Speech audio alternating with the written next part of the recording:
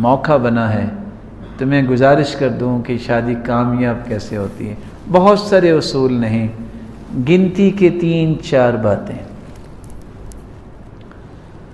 अगर किसी मर्द को अल्लाह ताला ये सलाहियत दे दे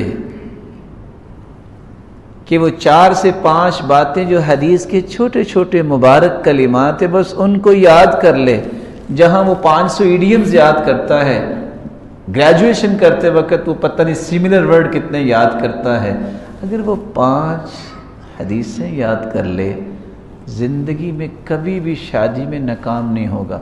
और मैं तो वैसे ये गुजारिश करूँगा, हमारे मुश्ताक साहब बहुत ही हमारे प्यारे मोहतरम भाई हैं, कि जो लोग पढ़े लिखे हैं उनको इस तरह की भी वर्कशॉप्स करवानी चाहिए। क्यों हम कहते हैं शादी हुई और 6 माह के बाद फ्लॉप हो गया? यानी जो भी आपने नौकरी करनी हो, जो भी काम करना हो, उसके लिए वर्कशॉप देते हैं, और बल्कि जो काम कर रहे होते हैं, जो नए नए वर्जन्स आते हैं वो भी आप बताते हैं। तो अच्छा, शादी कोई काम ही नहीं है, इसके लिए कोई वर्कशॉप को देता ही नहीं है कि बेटा आपने ये करना है, बेटी आपने घर को ऐसे करना है। इसलिए और ये ख़ानदान के जो बड़े ज़िम्मेदारान होते हैं उनकी ज़िम्मेदारी है कि अपने ख़ानदान को कामयाब करने के लिए इस तरह के सेशंस उनको रखने चाहिए। आप सल्लल्लाहु अलैहि वसल्लम ने एक उसूल दिया है। पहला उसूल, सिहाबी ने पूछा कि औरत का मर्द पे हक क्या है? आपने बड़े जचे तुने अल्फाज में इंतहाई खूबसूरती के साथ वो लफ्ज़ बोले जो आपको ज़िंदगी के आखिरी सांस तक याद रहनी चाहिए। अन तुत्इमहा इज़ा तुइमता, जब खुद खाओ उसको भी खिलाना। तक्सूहा इज़क्तसैता, तुम्हारा जी चाहे कि मैंने अच्छा लिबास पहनना है उसको भी पहनाना। वला तضرबिल वजह, उसके चेहरे पे ना मारना, क्योंकि चेहरा इंसान का मुहतरम होता है।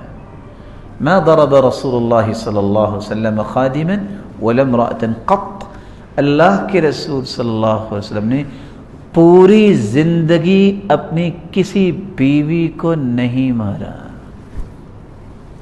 वला तुक़ब्बिह, कबाहतें अब न बयान करना, पहले सोच के शादी करना। ये न कहना ये तो नस्ल ही बुरी है। 200 आदमी आप लेके गए, बड़ी खुशी से लेके आए, तो उस वक्त फिर बुरी नस्ल लेके आए आप, तो अपने आप पे मलामत करो। वला तहजुर इल्ला फिल बैत, अगर ज़रूरत पड़ती उसकी तरबियत की, घर से धक्का दे के बाहर ना निकालो, घर में रख के उसको वाज करो, बिस्तर अलग करो। ये दर्जात हैं। हमारे पास सिर्फ एक ही दर्जा रह गया है, बस तलाक तलाक तलाक। और मैं ये समझता हूं, मैं दावा नहीं करता, कुरान और हदीस की रोशनी में जो तलाक का तरीका है वो इख्तियार करे, को तलाक देगा ही नहीं। कैसे? हदीस कुरान कहता है फ़ाइज़ूहुन्ना, वाज करो, वहजुरूहुन्ना, उनका बिस्तर अलग कर दो, घर से नहीं निकालो। वदरिबूहुन्ना, ज़रूरत है तो सर्जनश करो। नहीं काम बन रहा, एक उस खानदान का एक उस खानदान का हकम बन जाए, मिल बैठ कर उनको समझा दे। 4 हो गए। 5वां तरीका फिर भी नहीं है, फिर आपने जब तलाक देनी है तो तोहर की हालत में देनी है, आपको कुछ वेट करना पड़ेगा। फिर आपको गवाह भी बनाने चाहिए, अशहिदु ज़वै अदल मिनकुम, आपके पास गवाह नहीं है, ये 5 मरहले नहीं है, कौन तलाक देगा? फिर आपने तलाक देनी है, आपको 1 महीना इंतजार करना है। और आज की साइंस ये कहती है कि सिर्फ 12 घंटे गुस्सा रहता है, अगर कोई 12 घंटे कंट्रोल कर ले तो दुनिया का कोई नुकसान नहीं करेगा। तो 12 घंटे तो दोस्त भी उनको अपने पास रखते हैं, रिश्तेदार भी अलग कर सकते हैं। आप थोड़ा सा उसको कोरोना के लिए तो क्वारंटाइन कर लेते हैं, तो तलाक से बचाने के लिए भी क्वारंटाइन तो किया जा सकता है ना। चलो इसका गुस्सा ठंडा हो जाए, कोई भी तलाक नहीं देगा। जब हमें समझ नहीं होती, हमारे पास इलाज ही एक रह जाता है। ये इलाज वो है जिससे सबसे ज्यादा खुश शैतान होता है, रहमान खुश नहीं होता।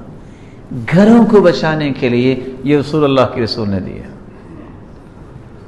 دوسرا رسول اللہ صلی اللہ علیہ وسلم نے فرمایا اکثر النعال، یعنی میں اپنا اگر آپ کو تجربہ شیئر کروں، ہمارے پاس جو فتوے آتے ہیں اگر 50 سوال آئے ہیں تو 50 میں تقریباً کوئی 16-17 سال ہو گئے، بس جی عید پہ لڑائی صرف یہ ہوئی تھی کہ میں نے جوتی لینی ہے، حالانکہ 2-3 جوتیاں اس کے پاس تھیں۔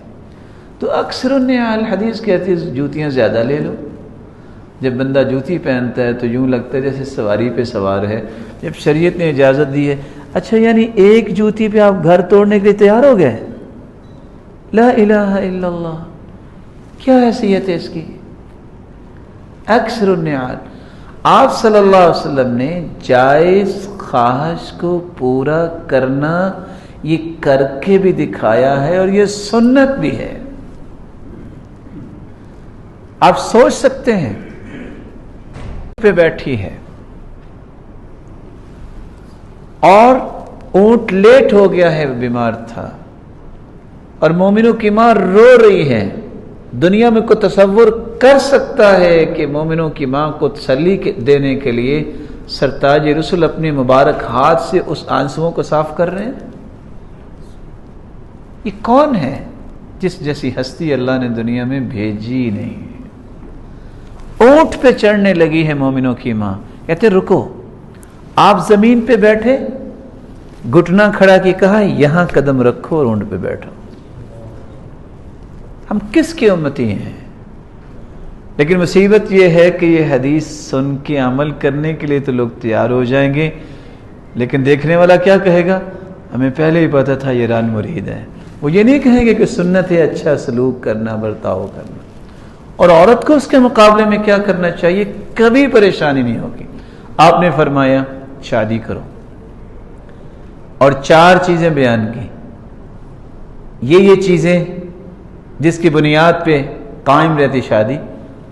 فَإِنَّهُنَّ أَعْزَبُ أَفْوَاهًا وَأَقَلُّ خِبًّا وَأَرْضَى بِالْيَسِيرِ وَأَسْخَنُ أَقْبَالًا، اس لیے شادی کرو کنواری عورتوں سے کہ ان کی گفتگو بہت مناسب ہوتی ہے،